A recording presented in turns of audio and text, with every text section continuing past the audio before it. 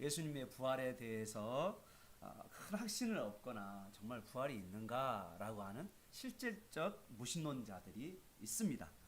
그러나 우리 교회 모든 성도님들은 이 부활을 믿는 저와 여러분 되시기를 축복합니다. 아멘. 고린도전서 우리 15장은 부활장으로 알려져 있습니다. 부활장. 그래서 고린도전서 15장에 특히 부활에 대한 이야기들이 많이 나와 있는데, 고린도전서를 여러분 쭉 한번 읽어보시면 이 고린도전서는 이 고린도 교회에 보내는 바울의 편지예요. 고린도 교회에 여러 문제가 있었어요. 특히 교회 내에서 어떤 사람들이 있었냐, 교회 내 안에 부활이 없다. 부활을 믿지 않는 사람들이 교회 성도 중에 있었다는 거예요. 그래서 이 고린도 교회 안에 이런 부활에 대한 불신과 또 회의적인 태도를 가진 사람들에 대해서 말씀을 증거해야 할 필요가 있었던 것이죠. 더 심각하게 여러분, 예수님의 부활을 믿지 않으면 뭐가 문제냐면 나의 부활도 일어나지 않기 때문에, 그래서 예수님의 부활과 나의 부활을 연결해서 너무나도 중요한 이야기를 하고 있는 것입니다. 그러면 왜 사람들은 부활을 믿지 않을까? 여러분, 왜 사람들이 부활을 안 믿을까요? 죽은 사람이 살아났다.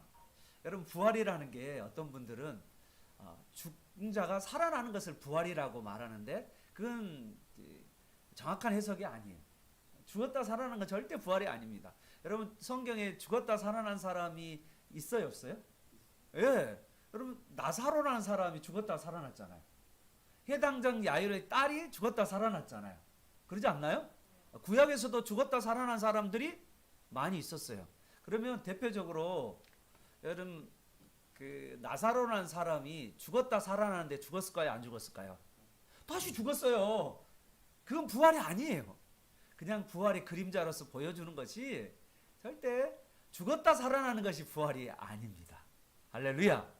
여러분, 그러면 부활이라는 게 뭘까? 이 부활은요, 썩지 않고 병들지 않고 늙지 않는 몸을 갖는 거예요. 할렐루야. 할렐루야. 그래서 영원한 몸을 가지고 하나님과 영원토록 살아가는 삶, 이게 바로 부활의 삶입니다. 여러분, 이걸 믿으시길 바라요. 그냥 죽었다 살아나면 여러분 생각해봐요. 또 죽는 것이 얼마나 슬퍼요? 그런데 그 당시에 많은 사람들은 이 죽었다 살아나는 뿐만 아니라 또 영원한 몸, 썩지 않고 병들지 않고 늙지 않는, 그리고 정말 온전한 몸. 여러분 어떤 생각, 여러분 부활하면은 여러분이 어떤 모습일까요? 갓난 아이의 모습일까요? 아니면 늙은 할아버지의 모습일까요? 아니면 젊은 사람의 모습일까요? 그것도 몸 안에 전혀 아픔이 없고 고통이 없고 병든 것도 없는, 느낌도 하나도 없는 어떤 모습일까요? 저는 이 부활의 몸을 뭘로 생각하냐면 아담의 몸을 생각해봐요. 여러분, 아담이 창조될 때 우리 인류의 첫 조상인 아담, 이 아담이 창조될 때 어떤 모습으로 태어났을까요? 갓난아이로 태어났을까요? 할아버지로 태어났을까요? 아니요. 정말 건장하고 영광스러운 인간의 모습으로 하나님이 만드셨어요. 부활은요, 여러분, 창조한 그 아담의 모습을 하나님께서 회복시켜주는 사건이에요. 아니, 아담이 죄 지은 거 말고요. 어떤 분들은 아담 죄 지는 생각하지 마시고, 아담이 최초에 하나님께서 인간을 만들 때 영광스러운 인간의 모습을 창조했던 거예요. 그러면 이 부활이라는 건 뭐냐면 바로 다시 우리 인간이 그 영광스러운 모습, 썩지 않고 병들지 않고. 여러분, 아담이 오랜 세월이 지나면 죽었을까요, 안 죽었을까요? 예? 어떤 생각해봐요. 여러분 생각해요. 좀 헷갈리죠. 죄를 져야 죽어야 되는데, 그런데 아담은 그러면 영원한 몸을 가지고 있었을까요? 아담이 영원한 몸을 가지고 있었을까요? 이 고민이 있어야 돼, 우리가. 좀 충격적인 이야기지만, 아담은 만약에 죄를 짓지 않았다면 영원한 몸을 가졌을까요? 아담은 죄를 짓지 않았다면 계속 늙지 않고 계속 그 상태로 살았을까요? 에덴이 그랬다면 우리가 잘 모르는 이야기이지만 성경에 보면 아담에게 하나님께서 약속하신 게 있어요. 명령한 게 있어요. 너나 선악과를 먹지 아니야. 너 선악과를 먹으면 정령 죽으리라 라고 말씀하셨어요. 선악과를 먹으면 정령 죽게 된다. 이게 뭐냐면 최초의 하나님과 인간 사이의 행위 언약이라는 언약입니다. 너가 먹으면 죽는다. 그런데 먹지 않는다면 어떻게 될까요? 산다. 그런데 어떻게 산다는 거예요? 영원히 산다. 그 말씀이에요. 그런데 사람은 어떻게 했어요? 선악과를 먹음으로 죽음이 온 거예요. 첫 번째 하나님과 끊어짐이 온 거예요. 두 번째 진짜 실제적인 죽음이 온 거예요. 세 번째 죽음 이후에는 우리의 죄에 대해서 심판과 지옥 형벌이 있는 거예요. 이게 죽음의 삼중이에요. 이게 우리 인간에게 모든 인간에게 다 들어왔다는 거죠. 여러분 만약에 우리가 선악과를 먹지 우리 조상이 선악과를 먹지 않았다면 우리는 영원히 죽지 아니하는 영광스러운 몸을 가지면서 주님과 함께 영원히 교제하며 살았을 것입니다. 할렐루야. 그런데 지금 그 썩지 않고 새하지 않고 병들지 않는 그 영원한 몸이라는 말은 그 하나님이 아담을 처음 창조하셨을 때 그 창조의 모습을 회복하는 모습이라는 거예요. 죄진 모습이 아닌 하나님과 영성태로 교제하면서 병들지 않고 늙지 아니하는 그 몸을 가지고 영원히 살아가는 정말 복된 몸을 회복하는 거라는 거죠. 그러면 아담이요 머리가 이렇게 좀 지성이 떨어진 사람일까요?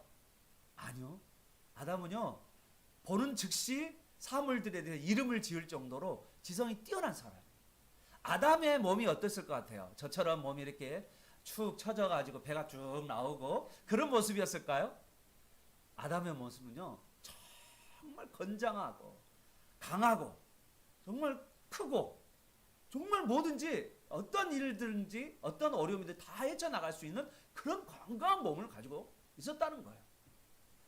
여러분 이 부활은 어떤 의미를 하냐면 하나님께서 원래 창조한 인간의 창조의 목적대로 다시 돌아갈 사건일 뿐만 아니라 그의 몸까지도 완전히 돌아가는 새로운 정말 시작이 벌어지는 사건임을 믿는 저 여러분 되시기를 바랍니다. 그런데 사람들은 이 사실을 믿어요 안 믿어요? 믿어요 안 믿어요? 안 믿어지죠. 어떤 사람들은요 그냥 죽으면 끝이지. 죽으면 끝나는 거지. 죽으면 자연으로 돌아가는 거지. 그렇게만 생각할 뿐이지 거기 안에 창조의 목적, 아담의 아름다운 영광스러운 모습, 그리고 영원토록 하나님과 예배하며 하나님과 함께 이 온 세상을 다스리는 그런 통치자로서의 삶에 대해서는 전혀 생각하지 않고 있다는 거예요. 바울이 사역했던 1세기 당시에 가장 강력했던 철학이 있었는데 헬라 철학이에요. 헬라 철학이 어떤 철학이 있냐면 인간의 영혼, 우리 보이지 않는 영혼은 너무나도 선한데 육체는 악하다는 거예요. 그래서 영은 너무 선하고 육체는 너무 악하기 때문에 예수님께서 육체를 입고 하나님이 사람이 되었다는 그 사실도 헬라인들은 믿지 않을 뿐만 아니라 또한 예수님께서 하나님인데 영원한 몸, 이 부활의 몸을 가지고 그리고 영원토록 천국에서 다스린다는 그 사실에 대해서 헬라 철학을 가지고 있는 사람들은 전혀 믿지 않았어요. 그래서 그런 영향을 받는 교회에 들어온 사람들도 야 설마 아직 이 영과 육의 통일체로서의 인간에 대한 온전한 이해를 갖지 못했습니다. 여러분 유대인 중에서 제사장들을 뭐라고 하냐면 사두개인들, 제사장 그룹들이 사두개인들이 많은데요. 여러분 사두개인들은 뭐라고 한지 아세요? 사두개인들은 부활에 대해서 뭐라고 했을까요? 사두개인들이 부활에 대해서 뭐라고 했을까요? 없다. 부활이 없다. 유대인들도 바리새인들은 부활을 믿었어요. 그런데 사두개인들은 부활이 없다라는 사람이었어요. 유대인들도 부활이 없다고 생각하는 사람이 있고, 그 다음에 헬라 천학의 영향을 받는 사람들도 도저히 어떻게 거룩하신 분이 사람이 돼? 그거는 불가능해. 그리고 영원한 사람의 몸을 가지고 여러분이 천국에 가면 하나님을 볼 수 있을까요? 없을까요? 우리 하나님 아버지 얼굴을 볼 수 있을까요? 없을까요? 절대 못 봐요. 그렇지만 누구를 볼까요? 예수님을 볼 거예요. 그 예수님의 영광스러운 모습을 볼 겁니다. 여러분, 우리가 이 예수님의 영광스러운 모습을 보면 그게 바로 누구에 오느냐면 하나님의 얼굴이에요. 아멘. 예수님의 형상은 바로 하나님의 형상이라는 거예요. 그러므로 오늘 여기 있는 모든 사람들이 이 정말 예수님과 같은 아름다운 형상으로 여러분들이 바뀌어져 가고, 그리고 여러분이 썩지 않고 쇠하지 않는 병들지 않는 영원한 몸, 부활의 몸을 가지고 살게 된다는 사실을 믿는 저 여러분 되시길 바랍니다. 두 번째로 예수님의 부활을 믿지 않는 사람 중에 어떤 사람들이 있었냐면, 그 당시 대제사장들이 예수님의 시신이 사라지니까 빈 무덤을 보니까 뭐라고 했었냐면 소문을 냈어요. 뭐라고 소문 냈을까요? 제자들이 훔쳐갔다. 그래서 유대인들 중에서는 제자들이 저것들이 사기쳤어, 이렇게 생각하는 사람들이 있었어요. 그래서 고린도 교회 안에도 유대인들이 있고 이방인도 있잖아요. 그러니까 은연중에 그런 생각들이 예수님의 시신 실종 사건을 생각하면서 쟤들이 짠 거야, 그런 생각들이 있었다는 거죠. 그리고 세 번째는 어떤 것이 있었냐면, 예수님의 육체적 부활의 사실을 부인하고 영적인 부활만을 생각한 사람도 있었어요. 이거를 뭐라고 하냐면 가현설이라고 합니다. 가현설. 그렇게 이야기하는데, 어떤 분이냐면 예수님이 실제로 계시지 않았고, 제자들, 예수님의 부활도 실제 일어나지 않았고, 제자들의 마음속에 그렇게 영적으로, 눈에 안 보이죠? 영적으로 부활하셔서 제자들 마음속에 계셨다라고 하는, 예수님의 실제적 부활, 육신의 부활에 대해서 믿지 않는 그런 많은 썰들이 있었다라는 거예요. 이제 이에 대해서 바울은 뭐라고 했냐? 예수님의 부활은 성경 그대로 부활했다. 이게 오늘 말씀에 나와 있는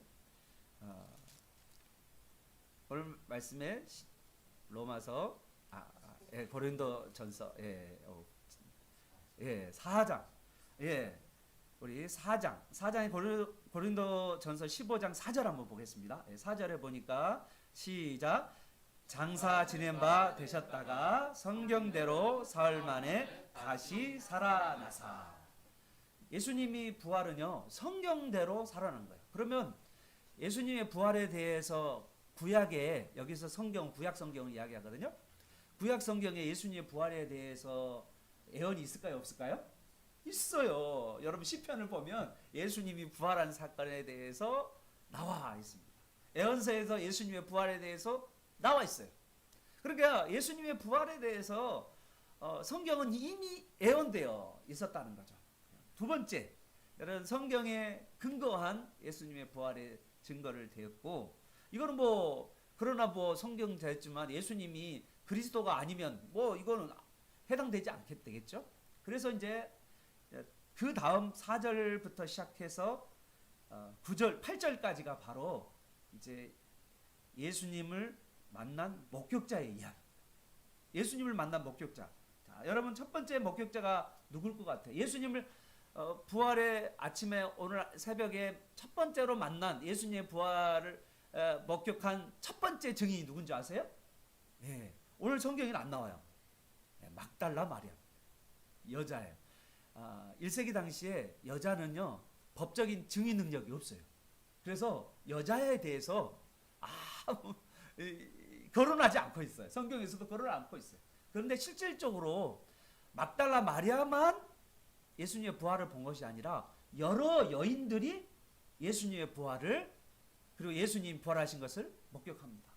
그리고 뿐만 아니라 두 번째, 여러분 성경에 누가복음 24장 34절에 보면 예수님이 부활하는 날 낮에 아마 제자 중에서 가장 마음이 낙심한 사람이 누구냐면 베드로예요.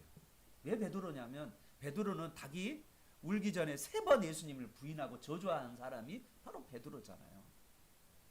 얼마나 마음이 힘들었겠어요. 그래서 예수님이 낮에 베드로를 직접 만나 주셨습니다. 이게 누가복음 24장 34절에 보시면 알 수가 있어요. 세 번째로 예수님께서 부활하신 이 부활 오후에 누구를 만나셨어요? 엠마오로 가는 2 제자를 만나 주셨죠. 그리고 예수님께서 갈릴리에서 어떻게 했습니까? 아니죠.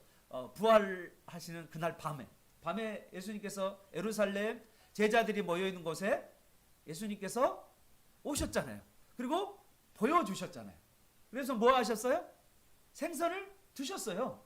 떡도 드셨어요. 생선 먹고 떡도 먹었다는 말은 영적인 부활을 의미할까요? 아니요. 육적인 실제적 부활을 말씀하고 있습니다. 뿐만 아니라 그 중에서 예수님의 제자 중에 그날 빠진 사람이 있었어요. 누구냐면 도마였습니다.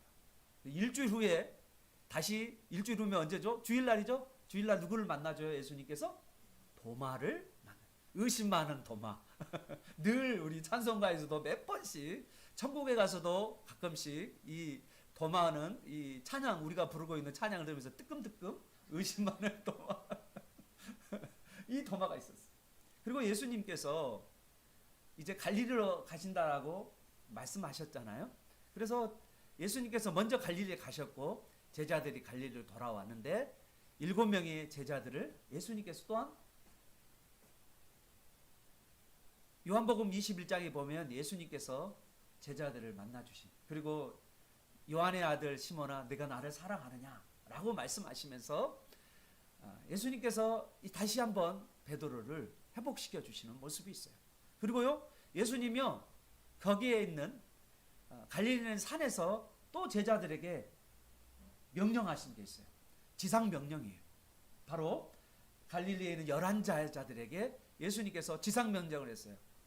뭐라고 말? 가서 모든 족속으로 제자를 삼으라고 예수님께서 또 나타나셔서 명령하셨어요. 그리고 예수님이 부활하실 때 몇 명의 형제들이 예수님이 승천하실 때 감람산에 승천하실 때 몇 명의 증인들이 있었냐면 바로 500의 형제들이 있었어요. 그리고 예수님의 동생 여기 예수님의 제자가 아닙니다. 예수님의 동생 누구죠? 야고보. 야고보서를 쓴 야고보를 만나요. 그리고 마지막으로 누구를 만나줬어요? 예, 바울. 예, 만삭되지 못한 나. 이 부족한 이 태어나지도 부족하게 태어난 나를 정말 부족한 나를 위해서 나를 만나 주셨다라고 말씀하고 있습니다.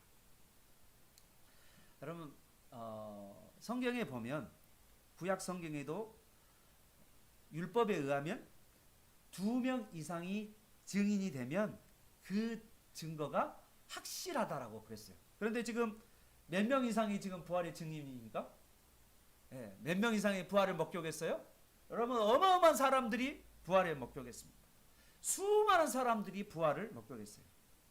저는요 이 부활을 목격한 사람뿐만 아니라 그 부활을 목격하는 사람들의 삶의 근거를 둬서 예수님의 부활을 여러분에게 증거해 보고자 합니다.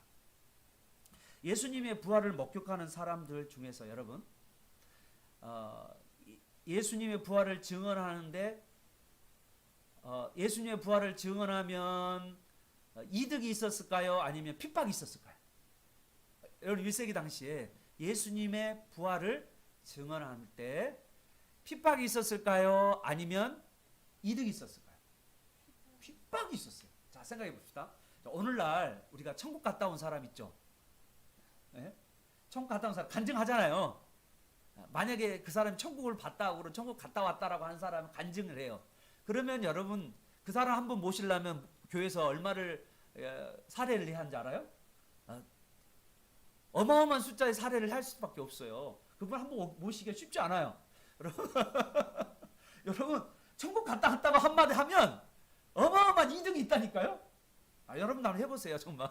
그리고 막 거짓말하면 안 되지만 진짜 여러분이 만약에 진짜 천국을 봤어. 그리고 막 거기서 내가 본 천국 막 이렇게 간증 집회를 해봐. 그러면 여러분요 어디서 TV에 나올까요? 예, CBS 방송에 나오고요. 그러지 않아요. 기독교 방송에서 나오고요. CTS 방송에서 나오고요. 그리고 큰 교회에서 막 초청을 받을 거 아니에요. 그러지 않아요? 그러면은 여러분 초청하면은 그냥 맨입으로 이렇게 사람을 이렇게 왔다 갔다 절대 그러지 않습니다. 교회마다 뭐 할까요? 다 이렇게 사례를 해요. 그런데 1세기 당시에 예수님을 부활을 목격했다는 사람들은 그 부활의 증거를 하는 사람들은 어땠냐? 핍박을 받았다는 거예요. 여러분 대표적인 사람이 누굴까요? 바로 마지막 오늘 나와 있는 바울이에요.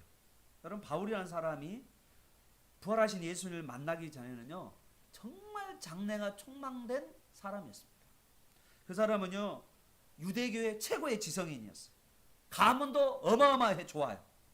그리고 그의 삶은요 가만히만 있으면 성공이 보장된 삶이었어요. 그전에는 예수 믿는 사람들을 핍박하는 사람이었어요. 그런데 그가 예수님의 부활을 만나고 나서 그는요 자기 학식을 버렸다고 그랬어요. 자기 부를 버렸다고 그랬어요. 여러분 결혼은 제가 분명히 바울은 그가 바리새인이었고 그리고 선생이었기 때문에 분명히 결혼했을 거예요. 결혼하지 않고서는 그가 선생으로서 역할을 못하기 때문에 결혼 안 한 자가 어떻게 그러면서 이런 이야기가 있거든요. 그래서 결혼했을 거예요. 아마 바울은 그 가문에서 양쪽 가문에서 쫓김을 받는 그런 삶을 받았다는 거죠.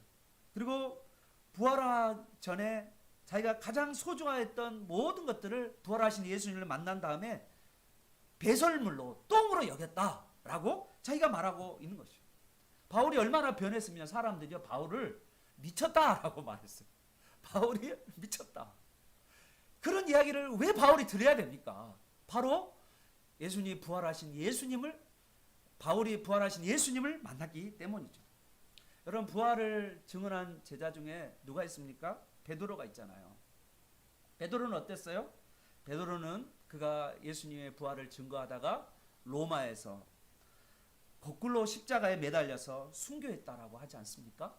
그러니까 베드로도 이 예수님의 부활을 증거하다가 이렇게 죽게 된다. 여러분 예수님의 부활을 증거하는 것은 아무런 이득이 없는 거예요. 그런데 그 이득이 없는 그 사람들에게 실질적으로 돈이나 명예나 그런 것들이 주어지지 않는데도 그 많은 사람들이 예수님의 부활을 핍박 가운데 증거했다는 거예요. 그것만큼 얼마나 확실하지 않습니까? 예수님의 부활을 증언하는 사람들은요 핍박과 재산의 강탈과 성적인 유익과 그리고 잔인한 죽음들이 그에게 있었어요. 그런데도 그들은 예수님의 부활을 증거했다는 것이죠. 사랑하는 여러분, 오늘 예수님의 부활을 증거하고 또 성경이 예수님의 부활이 있다는 것을 증거한 사실을 믿고 여러분도 예수님의 부활을 정말 분명하게 클리어하게 믿는 저 여러분 되시기를 축복합니다. 자, 두 번째로 바울이 예수님이 부활했다는 증거를 가정법 논증으로 설명을 하고 있는 게 바로 12절에서 19절까지입니다. 그러면서 19절 여러분 보십시다. 우리 14절부터 19절까지 가정법으로 만약에 여러분 이제 사실이지만 사실이 아닌 경우에 이제 이런 경우죠. 사실이 아닌 경우에 이제 이렇게 계속 이렇게 이야기하는데 그러면서 20절을 보십시오. 20절 우리 같이 한번 20절 읽어보도록 하겠습니다. 시작. 그러나 이제 그리스도께서 죽은 자 가운데서 다시 살아나셨다. 잠자는 자들의 첫 열매가 되셨도다.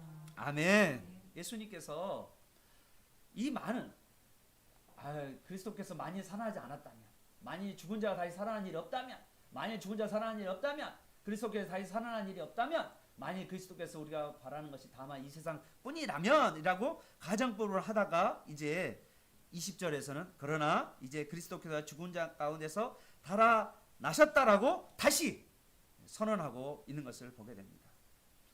뿐만 아니라 살아났다는 말뿐만 아니라 모든 잠자는 자들의 첫 열매가 되셨다라는 거예요. 여러분 잠잔다라고 할 때 이 잠잔다는 이 단어는요 예수 그리스도 안에서 죽은 자를 말해요. 예수를 믿고 죽은 자들을 잠자는 자다라고 이야기해요. 그럼 잠자는 자가 언제 깨어날까요? 깨어난 예수님께서 재림하실 때 다시 깨어나는데 이때 깨어난 깨어날 때 몸을 입게 되는데 바로 그것이 예수 그리스도를 믿는 자가 얻게 되는 부활의 몸이에요. 그런데 이 부활의 몸의 첫 열매가 바로 누구냐? 바로 예수님의 부활의 몸이라는 거예요. 할렐루야. 여러분 그러므로 예수님의 우리가 죽으심이 나의 죽으심인 것처럼 예수님의 부활이 나의 부활이 됨을 믿는 자 여러분 되시길 바랍니다. 여러분 부활이 첫 열매라는 이 단어는요 시간적으로 가장 앞선다는 거예요. 예수님 전까지 이 부활의 몸을 가지고 있는 사람은 한 사람도 없어요. 죽었다가 살아난 사람이 있지만 그러나 그들도 죽었어요. 그건 부활의 몸이 아니에요. 예수님이 가지고 있는 첫 번째 부활의 몸, 이 첫 열매는 예수님이 첫 번째 시간성으로 가장 먼저 부활하셨고 그리고 모든 사람들의 부활에 하는 사람들의 대표자로 그리고 모든 이 부활의 근원이 되시는 분이다라는 것으로 예수님이 첫 열매라고 말씀하고 있는 것입니다. 우리 TEMV 성경에서는요 예수님의 부활이 우리의 첫 번째 예수님의 부활이 우리의 보증이 된다라고 그렇게 성경이 기록되어 있습니다. 우리는 예수님께서 부활하신 이 사건이 단지 예수님의 부활 자체로서 머물지 아니하고 예수님의 부활 전체는요 우리 구원 전체에 영향을 미쳐요. 예수님 부활은 그냥 예수님께서 부활하셨다라는 그 사실 하나로서 끝나는 것이 아니라 예수님께서 부활하신 것은 우리가 예수님이 다시 재림하실 때 우리 또한 부활하게 된다는 거예요. 그것이 우리의 정말 궁극적인 모습이라면 그러면 이 땅 안에서 예수님의 부활을 믿는 사람들은 어떤 삶을 살아갈까라는 거죠. 그것이 바로 오늘 저는 여러분에게 예수님의 부활의 현재적 영향이라고 저는 여러분에게 말씀을 나누고 싶어요.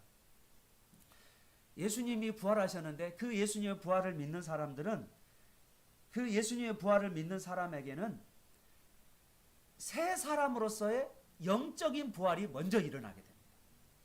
우리 모두가 영이 죽었어요. 아담 이후로 모든 인간들은 죄의 지배 아래에 있고 영이 죽었는데 그 예수님의 부활을 믿는 우리에게 바로 영적인 부활이 예수님의 영적인 부활이 우리에게 먼저 오게 되는 것이죠. 그러면 이거는요 예수님의 역사적 부활을 근거로 해서 영적인 부활이 있고 종말에는 바로 우리의 몸의 부활이 일어나게 된다는 것입니다. 그러므로 오늘 우리는요 현재적으로 예수 믿는 사람들에게 예수님의 부활의 영향력이 미치게 되는 것이죠.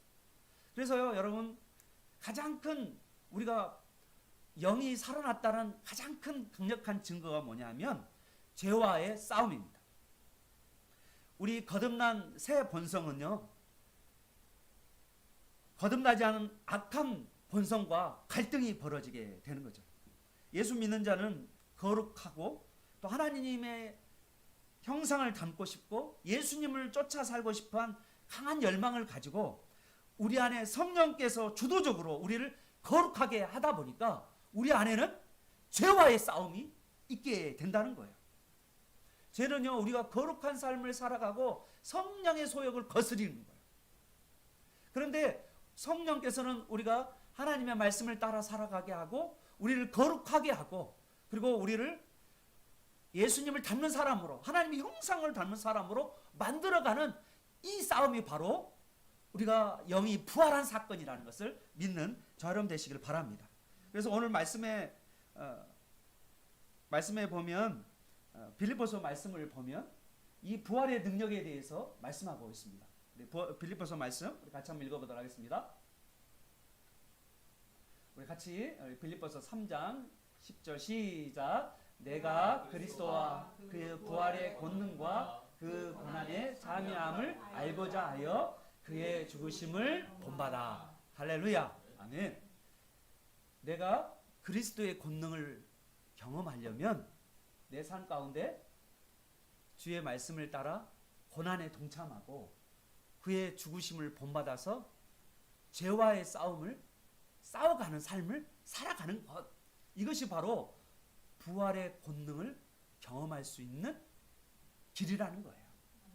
그러므로 우리가 이 땅에 살아가면서 우리 안에 있는 죄와의 싸움을 부지런히 해나갈 때 예수님께서 정말 부활하셨다는 것을 경험할 수 있는, 부활의 권능을 경험할 수 있는 길이 됨을 여러분 믿는 저 여러분 되시기를 바랍니다. 또한 자기를 부인하고 자기 십자가를 지고 주님을 따르는 그 길이 바로 예수님의 부활을, 권능을 경험하는 길이 된다는 것이죠. 사랑하는 여러분, 저는 예전에 그 봄철에 이맘때 수양강, 기도원 그런 데를 제가 간 적이 있어요. 여러분 봄이 되면 지금 비가 온 다음에 날씨가 많이 추웠잖아요. 지금 그리고 날씨가 쌀쌀한 가운데 있는데 그런데도 불구하고 꽃이 피었잖아요. 왜 이렇게 추운데 이렇게 꽃이 피었을까? 여러분 봄이 왔다는 것은 새로운 시작이 열렸다는 거잖아요. 그런데 봄에 추워요. 참 이게 아이러니하더라고요. 예수님이 부활하셨잖아요. 그리고 나의 부활을 믿는데, 그런데 나의 삶을 돌아보면 내 삶에는 죄의 유혹이 정말 많고, 그리고 아픔 속에 방황하기도 하고, 그리고 경제적 어려움, 또 육체적인 어려움, 그런 것들이 내 삶에 계속 있는 것을 보면, 아니 예수님 부활하셨는데 나는 왜 이런 어려움이 계속 있을까? 이런 생각을 하는 사람들이 예수를 믿다 보면 생기는 거예요. 그러다 보니까 어느 순간에 기도도 또 하나님 앞에 나오는 것도 점점점 멀어지다 보니 예수님의 부활에 대해서도 믿음을 가지 않고 예수님 부활에 대해서도 아무 생각도 없는 그런 삶을 살아가는 사람들이 점점점 생기는 모습을 보게 됩니다. 봄은 왔는데 여전히 겨울과 같은 그런 추위가 느껴지는 사람들의 모습을 보면서 많은 사람들이 고민을 하는 거예요. 그런데 여러분, 우리가 이 땅의 삶 가운데 예수님의 부활의 권능에 우리가 참여하고 부활의 권능을 경험하고 싶다면 우리 안에 있는 죄와의 싸움은 내 마음속에 계속해서 하나님을 향하여 적대가심과 또 하나님을 향하여 무관심 갖는 그 죄와의 싸움을 우리가 부지런히 싸워가고, 뿐만 아니라 우리가 주님의 말씀을 따라서 고난과 십자가의 길을 걸어가는 그 과정 가운데 놀랍게 부활의 권능을 체험하고 하나님의 살아계심을 경험하는 그런 놀라운 은혜가 여러분에게 임하게 될 줄 믿습니다.